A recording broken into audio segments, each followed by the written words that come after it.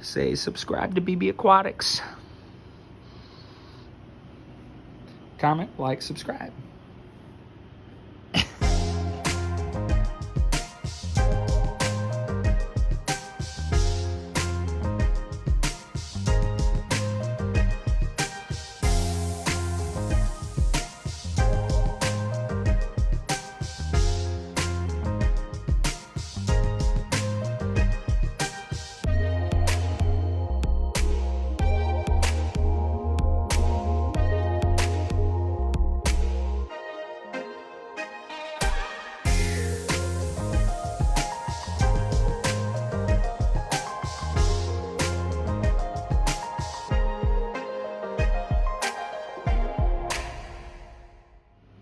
What is going on, guys? This is Benny with BB Aquatics, and taking the time to now move our way upstairs and show you the 60-gallon reef. This is a 24 by 24 by 24 cube. This is basically a softy dominated tank, and it's very, very low tech. It's been going on for about a year and a half, and has just finally gotten over that ugly stage.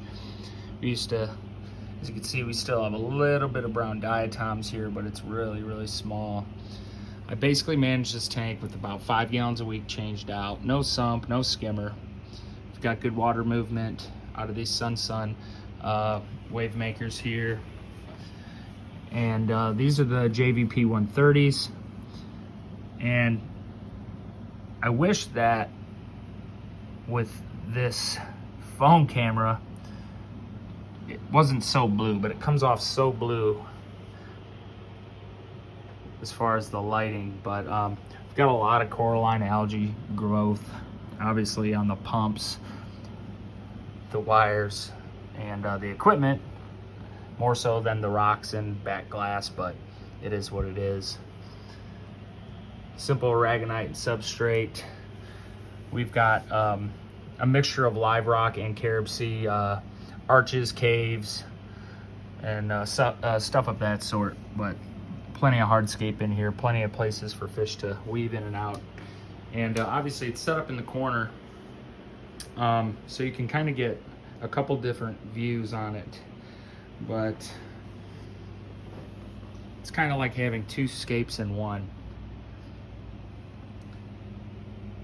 We've got a triple hammer here, a triple green hammer. We've got an assortment of finger leathers, a Kenya tree that's not doing too great, but has kind of started to frag itself, which, for those of you who know, Kenya tree is really kind of a nuisance coral, much like this green star polyps, which I like the way it looks, but eventually it's going to take over, and it's already started down here. We've got some Palithoa, very few zoanthids left. I had a pest get in and kind of knock out my Palithoas and my zoanthids, and this is all that remains. But we're keeping this at about 1.026 as far as the salinity goes. This tank is literally run off of a Fluval 407 canister. I'll show you guys down here.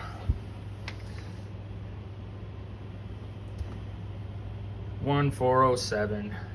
Top it off with RO water.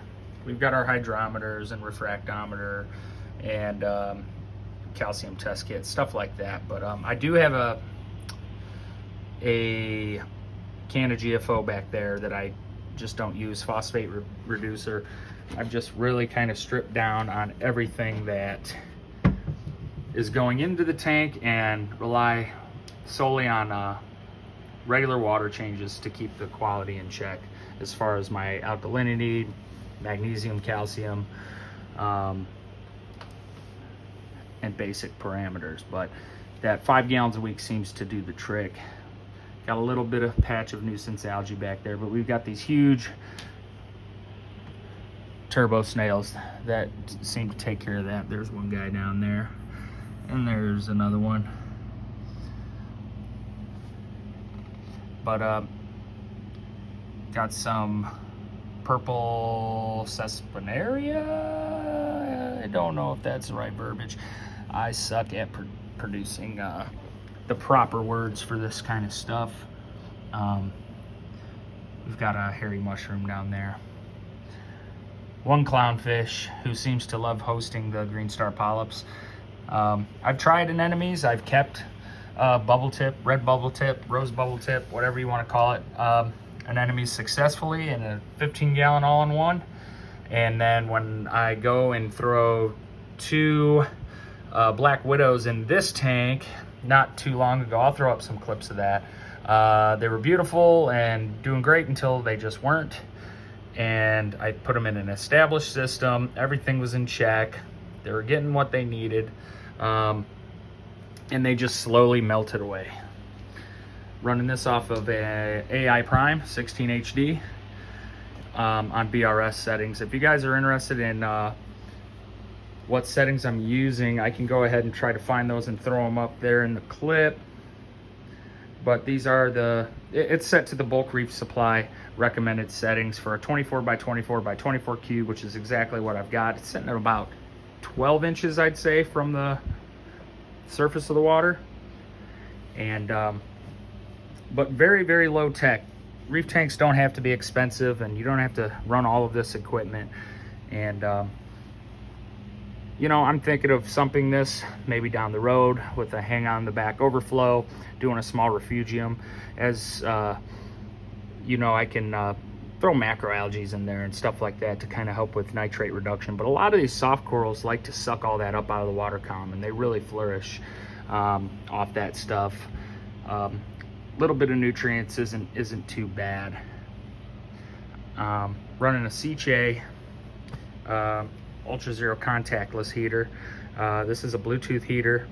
I keep this tank at around 79-80 degrees, and it remains pretty stable.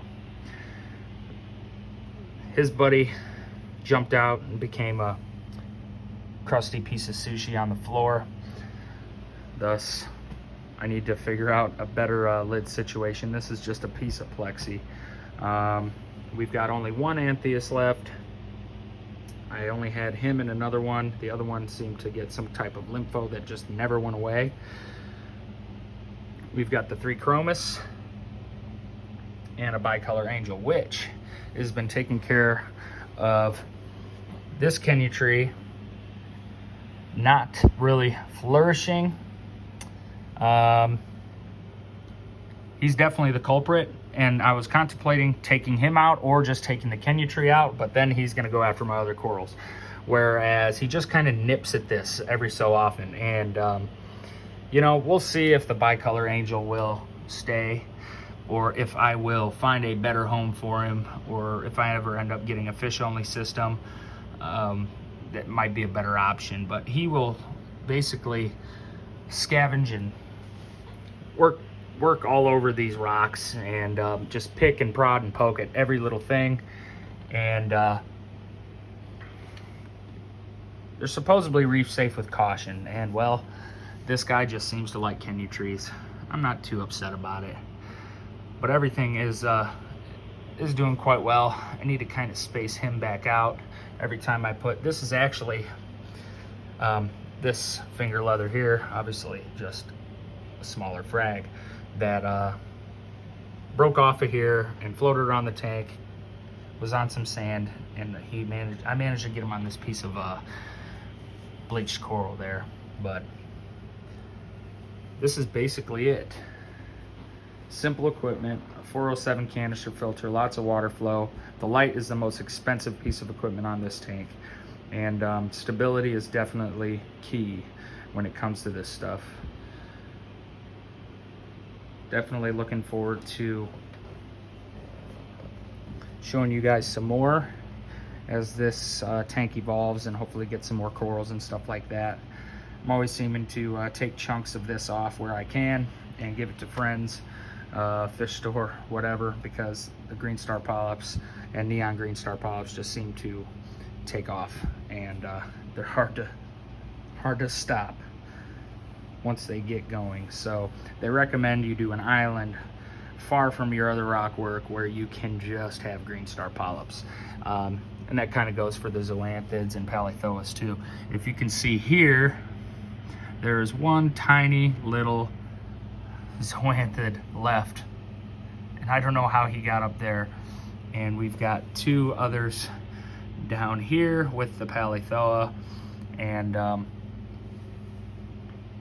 it's just kind of been a work in progress. They were booming and looking really great, and then whatever disease pest kind of rolled through and ruined that for us. But that's just kind of the joy of the hobby, right? A little bit of heartbreak and money spent.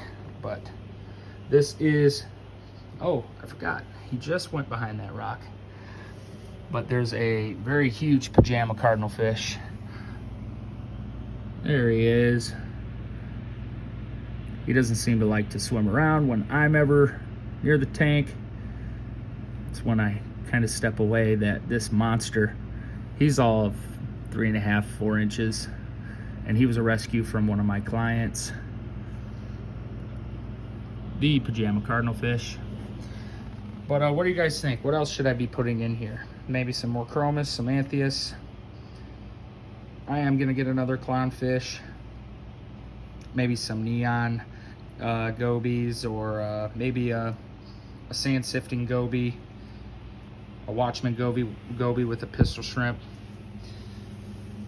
There's definitely options in here.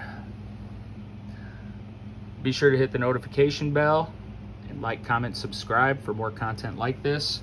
It was my pleasure to show you guys this tank, and there'll be more of it to come. Thank you, and enjoy your weekend. Bye.